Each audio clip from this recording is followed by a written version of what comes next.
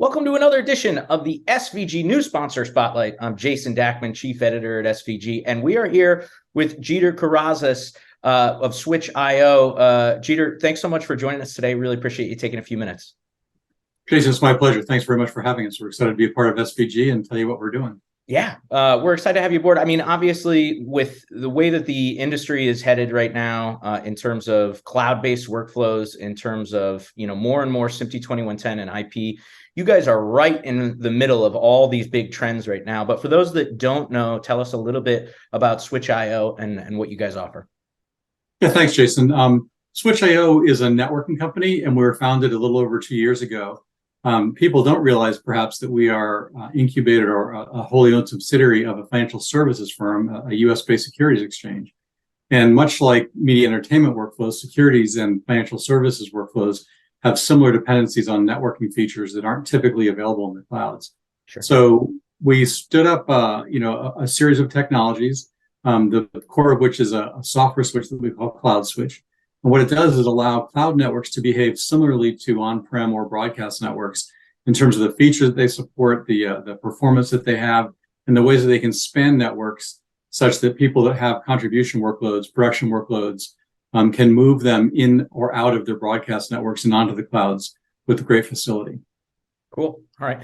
So with cloudSwXtch, especially that being sort of the core platform within media and entertainment, tell me a little bit, if I'm a league, if I'm a broadcaster, if I'm a team, how does this technology apply to me, and how can I bring it into my production ecosystem?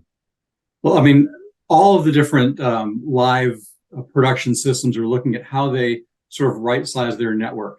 How they use hybrid networks to be able to account for surge capacity, to be able to do remote production, have over-the-shoulder review, or to just have flyaway cases that have cloud networking stacks on them that allows them to not have to develop their own technology.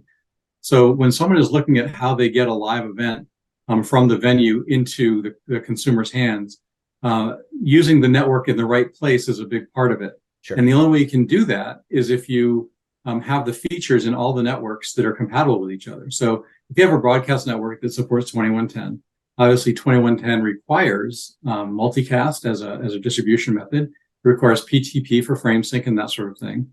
Typically, critical production workloads require 2022-7 support for redundancy of geographic network paths. These things are all readily done in broadcast networks or physical networks. Right. They're not that easily done in the clouds. Now, there are a lot of people are finding out. Right, exactly. And that's the problem, right? Is you have this notion of what you're going to be able to do. And then people are almost confused sometimes, that there's this inexplicable lack of multicast support in the cloud networks.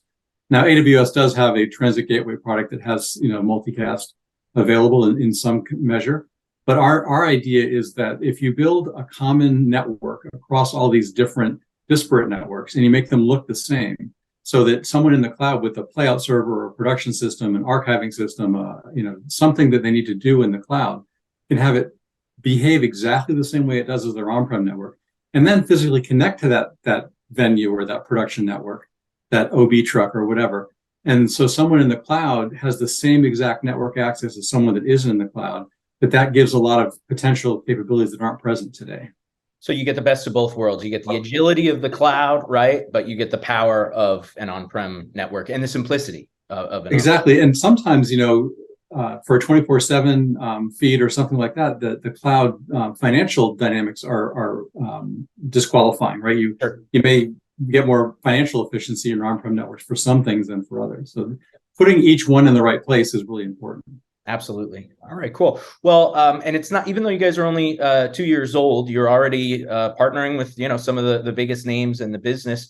Can you tell us a little bit about, some of your main partnerships with cloud providers, as well as, any customers? Sure, yeah. And it speaks to the comment you made earlier about the fact that we're in the middle of some pretty heavy trends. People get very excited about the potential because it's right in line with what they're trying to do already. But we came out first on the Azure network about 18 months ago. So we've been long partnered with Microsoft, their media entertainment teams, as well as their financial services teams. We are also available on the AWS marketplace, and we work with AWS on a bunch of different, M&E customers in general. And we've recently at NAB, we announced that we're now available for deployment on Google and on GCP.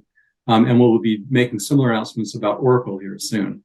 So the major cloud hyperscalers are very interested in what we're doing because they all have similar problems. And because they want to, get some footprint into these M&E customers. Sure. On top of that, we've been working with some of the infrastructure providers for some time.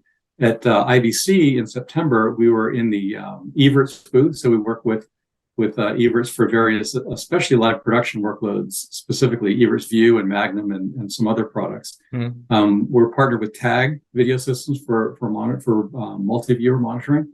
We have many other kind of infrastructure relationships.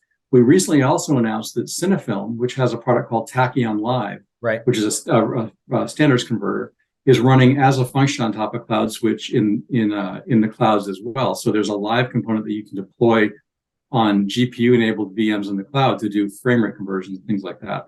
And the number of different integrations kind of spans well beyond that. There's a lot of different people we're working with. But it all stems from the same thing, which is that the combination of multicast and PTP provides a lot of features and functions that aren't possible for these infrastructure providers on their own. Sure. I mean, we've heard it from many, many people as they've tried to make the shift to the cloud, that again, there are those missing links when you try to get there. And it sounds like you guys are plugging some of those holes and creating those applications and that ability. So appreciate you taking the time with us today, Geete. Welcome to the SVG Club. And we look forward to having you at a future SVG event. Well, we're looking forward to it. We're so happy to be here. Thanks for your time, Jason. Appreciate it.